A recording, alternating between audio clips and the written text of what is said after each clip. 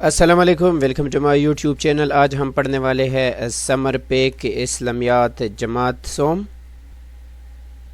سب سے پہلے آپ کو زبانی کام دیا ہے، ناظرہ قرآن کی پڑھائی کیجیے، تمام پڑھائے گئے اسباق کے مشقی سوالات کے جواب جو ہے وہ زبانی یاد کیجیے، درجزیل دعائیں زبانی یاد کیجیے۔ دعاؤں سے مجھے یاد آیا کہ یہ اسلامیات کا جو سمر پیک ہے یہ میرے پاس اویلیبل نہیں تھا، تو جو مجھے کسی نے بھیجا ہے، اللہ تعالیٰ اس کی ہر جائز خواہش جو ہے پوری کریں۔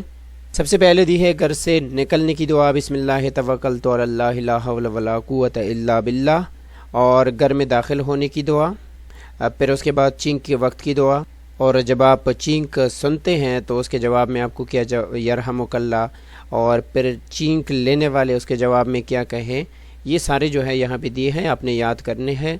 اور سیڑھیاں اترتے ہوئے جو ہے یہ کلمہ پڑھیں، کوئی نعمت ملے تو الحمدللہ، کوئی غلطی ہو جائے تو استغفر اللہ، اچھی چیز کو دیکھنے کے بعد ماشاءاللہ پڑھنا چاہیے، اور جب بھی مستقبل کے حوالے سے کوئی کام کرنے کا ارادہ ہو تو انشاءاللہ، یعنی اگر اللہ نے چاہا۔ جائزہ نمبر 1، شیطان کے حملے سے بچنے کے لیے کیا پڑھنا چاہیے؟ جواب، شیطان کے حملے سے بچنے کے لیے اعوذ باللہ پڑھنی چاہیے، آپ تعوذ بھی لکھ سکتے ہیں، اور ہمیں ہر اچھا کام کرنے سے پہلے کیا پڑھنا چاہیے؟ تو بسم اللہ الرحمن الرحیم یا بسم اللہ پڑھنی چاہیے، آپ تسمیہ بھی لکھ سکتے ہیں۔ سیڑھیاں چڑھتے ہوئے اور اترتے ہوئے کیا پڑھنا چاہیے؟ تو سیڑھیاں چڑھتے ہوئے وقت اللہ اکبر اور اترتے وقت سبحان اللہ پڑھنا چاہیے۔ اور غلط کام کو دیکھ کر یا غلط کام ہو جائے تو کیا پڑھنا چاہیے؟ اگر کوئی غلط کام ہو جائے یا غلط کام آپ ہوتے ہوئے آپ دیکھ لے تو استغفر اللہ پڑھنا چاہیے۔ نیکسٹ، ہمیں الحمدللہ کب پڑھنا چاہیے؟ اس کا کیا مطلب ہے؟ تو کوئی نعمت ملے یا کوئی صحت کا پوچھے تو الحمدللہ پڑھنا چاہیے۔ اس کا مطلب یہ ہے کہ تمام تعریف اللہ کے لیے ہے۔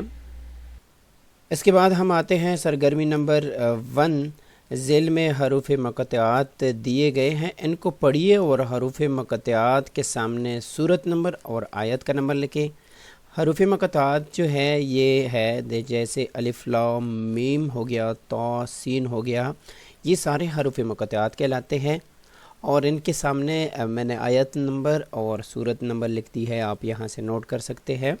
جیسے سب کا آیت نمبر جو ہے تقریباً سب کا آیت نمبر 1 ہے، وہ اس وجہ سے کیونکہ کسی بھی سورت کے سٹارٹ میں جو ہے آپ نے یہ الفاظ سنے ہوں گے، اور جو سورت نمبر ہے وہ آپ اس سے نوٹ کر سکتے ہیں۔ سرگرمی نمبر 2، درست جواب میں رنگ بھریے۔ ہر کوشچن کے سامنے جو ہے 3 آپشن دیے ہیں، آپ نے صحیح آپشن کا سلیکٹ کر کے اس کو رنگ بھرنا ہے۔ جیسے قرآن مجید نازل ہوا کتنے سال میں ہوا ہے؟ 23 سالوں میں۔ قرآن مجید کے پارے ہیں کتنے؟ تو وہ ہے 30۔ قرآن مجید کی صورتوں کی تعداد 114 ہے، آپ اس کو کلر کر لیں۔ قرآن مجید کی رکوع ہے 540۔ قرآن مجید میں آیات سجدہ کی تعداد ہے وہ ہے 14۔ قرآن مجید میں حروف مقطعات جو ابھی ہم نے اوپر پڑھے وہ ہے 14۔ قرآن مجید کا ایک حرف پڑھنے پر نیکیاں ملتی ہے 10، جیسے الف لام میم جو ہے اس سے آپ کو ملیں گے 30 نیکیاں۔ قرآن مجید کی پہلی سورت کا نام ہے دیٹ از سورۃ الفاتحہ۔ قرآن مجید کی آخری سورت کا نام ہے سورۃ الناس، اور قرآن مجید کی سب سے بڑی سورت کا نام ہے سورۃ البقرہ، پہلے نمبر سے شروع ہو کے دوسرے تیسرے پہ ختم ہو جاتا ہے۔ اور قرآن مجید کی سب سے چھوٹی سورت کا نام ہے سورۃ الکوثر، جس میں 3 آیات ہے۔ سرگرمی نمبر 3، قرآن مجید کی تلاوت کے آداب لکھیے۔ تو قرآن مجید پڑھنے سے پہلے وضو کرنا چاہیے، قرآن مجید کو آرام سے ٹھہر کر پڑھنا چاہیے، اور قرآن پاک پڑھتے وقت ادھر ادھر کی باتیں نہ کریں، یعنی صرف قرآن مجید پر ہی فوکس کریں۔ تلاوت کرتے وقت ہمارا جسم، لباس اور جگہ پاک ہونا چاہیے۔ تلاوت شروع کرنے سے پہلے تعوذ اور تسمیہ پڑھنی چاہیے۔ قرآن مجید کی تلاوت بلند اور نیچی دونوں آوازوں میں کی جا سکتی ہے، لیکن یہاں پر اعتدال، نہ بہت اونچی آواز میں کریں، نہ ہی بالکل یعنی جیسے آپ کو مناسب لگتا ہو کہ دوسروں کو تکلیف یا مطلب، کیونکہ سننا جو ہے فرض ہے. اگر آپ ایسے اونچی آواز میں پڑھ رہے ہیں اور دوسرے دھیان نہیں دے رہے تو آپ ایسا نہ کریں. ہاں، اگر سننے والے ہیں وہ شوق سے سن رہے ہیں تو پھر آپ اونچی آواز میں پڑھا کریں. سرگرمی نمبر 4، دیے گئے سوالات کے جواب لکھیں. حضرت محمد صلی اللہ علیہ وآلہ وسلم کی زندگی کے بارے میں آپ کیا جانتے ہیں؟ مختصراً بیان کیجیے. ہمارے پیارے رسول صلی اللہ علیہ وآلہ وسلم ہمیشہ سچ بولتے تھے. ہمارے پیارے نبی اخلاق کے بلند ترین مرتبے پر فائز ہے. آپ صلی اللہ علیہ وسلم ہمیشہ مسکرا کر نرم لہجے میں بات فرماتے، کسی کو برا نہ کہتے. حضرت محمد صلی اللہ علیہ وسلم ہر مصیبت اور مشکل میں صبر اور تحمل سے کام لیتے تھے. اللہ تعالیٰ نے دین اسلام کا پیغام پھیلانے کا جو کام آپ صلی اللہ علیہ وسلم کے ذمہ لگایا، اس کام کی تکمیل میں ہمارے پیارے نبی کو ہر قسم کی تکلیف سے دوچار ہونا پڑا، مگر آپ صلی اللہ علیہ وسلم نے کبھی اف تک نہیں کی. قرآن مجید کی کس صورت میں عقیدت توحید کی وضاحت کی گئی ہے؟ اس صورت کا نام اور ترجمہ بھی لکھیے. تو قرآن مجید کی جو عقیدت توحید کی جو صورت ہے، دیٹ از صورت اخلاص، قرآن مجید کی وہ صورت ہے جس میں عقیدت توحید کی وضاحت کی گئی ہے، اور اس کا ترجمہ یہ ہے، کہہ دیجئے کہ اللہ ایک ہے، اللہ بے نیاز ہے، وہ کسی کا نہ وہ کسی کا باپ ہے اور نہ بیٹا، اور کوئی اس کا ہمسر نہیں. قرآن مجید کی اہمیت پر نوٹ لکھیے. قرآن مجید اللہ تعالیٰ کی آخری کتاب ہے جو اللہ تعالیٰ نے ہمارے پیارے رسول صلی اللہ علیہ وآلہ وسلم پر نازل فرمائی. قرآن مجید قیامت تک تمام زمانوں اور انسانوں کے لیے رہنمائی ہے اور ہدایت کا مکمل ذریعہ ہے. یہ وہ واحد کتاب ہے جس کی حفاظت کا ذمہ خود اللہ تعالیٰ نے لیا ہے. سرگرمی نمبر 5، پیغمبروں پر نازل ہونے والی آسمانی کتابوں کے نام لکھیے. حضرت موسیٰ علیہ السلام پر تورات اور حضرت عیسیٰ علیہ السلام پر انجیل، حضرت داؤد علیہ السلام پر زبور، اور حضرت محمد صلی اللہ علیہ وآلہ وسلم پر قرآن پاک کی کتاب جو ہے نازل ہوئی ہے. سرگرمی نمبر 6، حضور صلی اللہ علیہ وسلم کے خاندان کا شجرہ مبارک درخت کی صورت میں بنائیے جس کی ابتدا آپ صلی اللہ علیہ وآلہ وسلم کے دادا ہو. یعنی اگر ہم حضرت محمد صلی اللہ علیہ وسلم کے دادا کے نام سے شروع کرتے ہیں تو یہ ہو جائے گا حضرت عبد المطلب، اور والد کا نام ہے حضرت عبداللہ، اور پھر اس کے بعد ہے حضرت محمد صلی اللہ علیہ وآلہ وسلم. یہاں پر درخت جو ہے اس طرح سے بنائی گئی ہے، لیکن شاید آپ کو کلیئر نظر نہ آئے، لیکن آپ ایسا کریں کہ ایک درخت بنا کر اس میں یہ نام اس ترتیب سے لکھیں. سرگرمی نمبر 7، مشہور مساجد کی تصویر جمع کریں اور نیچے دی گئی جگہ پر چسپاں کریں، اور ہر مسجد کے بارے میں چند لائنیں لکھیں. تو یہاں پر آپ ایک تصویر لگائیں.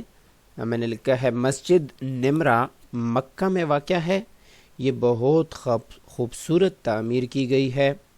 مسجد قباء مدینہ منورہ کی عظیم الشان مسجد ہے جس کے اونچے مینار ہیں. مسجد عائشہ خوبصورت اور عالیشان مسجد ہے جو کہ مکہ میں واقع ہے. مسجد بیت المکرم ایک مقدس مسجد ہے. یہ مسجد ڈھاکہ میں واقع ہے. سرگرمی نمبر 8، اسلامی مہینوں کے نام لکھیے. تو یہاں ہم سٹارٹ کرتے ہیں. سب سے پہلے محرم، پھر اس کے بعد آتا ہے صفر، اور پھر اس کے بعد آتا ہے ربیع الاول اور ربیع الثانی، جمادی اول، جمادی الثانی، رجب، پھر اس کے بعد آتا ہے شعبان اور رمضان، شوال، ذی القعدہ اینڈ ذی الحجہ. اور ابھی جو ہے ذی الحجہ کا مہینہ چل رہا ہے جس میں مسلمان دنیا بھر سے خانہ کعبہ کا طواف کر کے حج کا فریضہ ادا کرتے ہیں. سرگرمی نمبر 9، نمازوں کے نام اور ان کے اوقات لکھیے کہ کون سا نماز کس ٹائم پر ادا کرنا پڑتا ہے۔ فجر، ظہر، عصر، مغرب، عشاء، یہ 5 نمازیں ہیں۔ فجر جو ہے صبح صادق سے لے کر سورج نکلنے سے پہلے تک رہتا ہے۔ ظہر دن کے ڈلنے سے نماز عصر سے پہلے تک باقی رہتا ہے۔ عصر دن کے آخری حصے میں سورج ڈوبنے سے پہلے تک رہتا ہے، اور مغرب جو ہے سورج غروب ہونے سے شفق ختم ہونے تک، اور اس کے بعد عشاء جو ہے شفق ختم ہونے کے بعد سے رات کے 2/3 حصہ تک جو ہے ہم پڑھ سکتے ہیں، یا اس کا وقت جو ہے باقی رہتا ہے۔ سرگرمی نمبر 10، حجر اسود کا واقعہ لکھیں۔ حضور اکرم صلی اللہ علیہ وآلہ وسلم کے زمانہ میں خانہ کعبہ کی نئے سرے سے تعمیر کی ضرورت پیش آئی۔ آپ صلی اللہ علیہ وسلم نے بھی سب کے ساتھ اس کی تعمیر میں حصہ لیا۔ خانہ کعبہ مکمل ہوئی تو حجر اسود کو نصب کرنے کا موقع آیا۔ اچانک اس سے یہ جھگڑا اٹھ کر کھڑا ہوا، یہ سعادت حاصل کرے گا، کیونکہ اس وقت ہر قبیلے کا سردار یہ چاہ رہا تھا کہ وہ حجر اسود کو اس کے اصل مقام پر رکھے۔ آخر مسئلہ حل کرنے کے لیے یہ طے پایا کہ جو شخص سب سے پہلے خانہ کعبہ میں داخل ہوگا، وہ جو فیصلہ کرے گا سب کو قبول ہوگا۔ اللہ تعالیٰ کے حکم سے حضور اکرم صلی اللہ علیہ وآلہ وسلم سب سے پہلے تشریف لائے۔ آپ صلی اللہ علیہ وسلم کو دیکھتے ہی سب پکار اٹھے، امین تشریف لے آئے، ہمیں ان کا فیصلہ منظور ہے۔ اس پر آپ صلی اللہ علیہ وسلم نے حجر اسود کو اپنی چادر پر رکھا، اور خاندان کے سردار جتنے بھی تھے وہ ان کو کہا کہ اس چادر کو کناروں سے پکڑ کر نصب کی جگہ تک لے جائیں۔ جب پتھر اپنی جگہ پر رکھ دیا تو آپ صلی اللہ علیہ وسلم نے فرمایا، یعنی اس واقعہ کو بہت زیادہ اہمیت اس وجہ سے دی گئی ہے کہ حضور صلی اللہ علیہ وسلم نے ایسا فیصلہ کیا کہ اس میں سے سب کو یہ سعادت حاصل ہو گیا۔ کوئی یہ نہیں کہہ سکا کہ میں نے نہیں رکھا یا میں نے رکھا، سب نے برابر کا حصہ ڈال دیا۔ یعنی اس موقع پر حضرت محمد صلی اللہ علیہ وآلہ وسلم نے بہت ہی دانشمندانہ فیصلہ کیا تھا۔ سرگرمی نمبر 11، حضور صلی اللہ علیہ وآلہ وسلم کی زندگی سے امانت و دیانت کا کوئی واقعہ لکھیں۔ حضور صلی اللہ علیہ وسلم بہت امانت دار تھے۔ لوگ آپ صلی اللہ علیہ وآلہ وسلم کو صادق اور امین کے لقب سے پکارتے تھے۔ ہجرت مدینہ کے وقت آپ صلی اللہ علیہ وسلم کے پاس مکہ والوں کی امانتیں تھی۔ آپ صلی اللہ علیہ وسلم نے حضرت علی رضی اللہ کو حکم دیا کہ تم بستر پر لیٹ جاؤ اور صبح ہوتی ہی مکہ والوں کو ان کی امانتیں واپس کر کے مدینہ چلے آنا۔ یعنی حضور صلی اللہ علیہ وآلہ وسلم کو ایسی حالت میں بھی لوگوں کی امانتوں کا خیال تھا، اور اس نے ان تک پہنچانے کے لیے حضرت علی رضی اللہ کو یہ کام دیا۔ اللہ تعالی حضور اکرم صلی اللہ علیہ وآلہ وسلم کی جتنی بھی دعائیں اس نے اپنے امت کے لیے مانگی ہے، ہم سب کا ان کی دعاؤں میں حصہ عطا فرمائیں، آمین۔ اوکے، نیکسٹ ویڈیو میں ملتے ہیں، اپنے دعاؤں میں یاد رکھیے گا۔ اللہ حافظ۔